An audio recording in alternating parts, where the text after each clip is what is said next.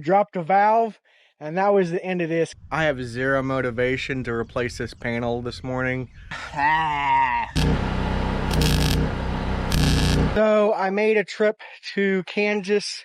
This bad boy is a 74, and it was my high school truck. Well, I'm wondering how you can fix this. Oh yeah, I think it's past it. So we got the trim pieces that we need. Try to move it out of the way, yeah.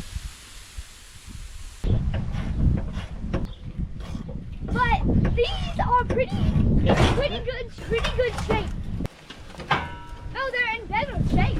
And you can watch 10 guys and you're gonna get 10 different ways. People are gonna have their opinions, but hey, it's gonna get, if it gets done, it's done, right?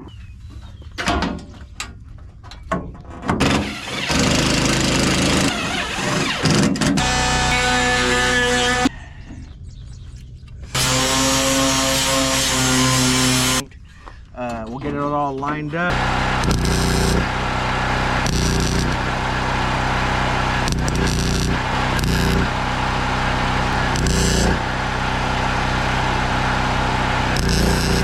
So we got the patch panel in and welded, completely welded.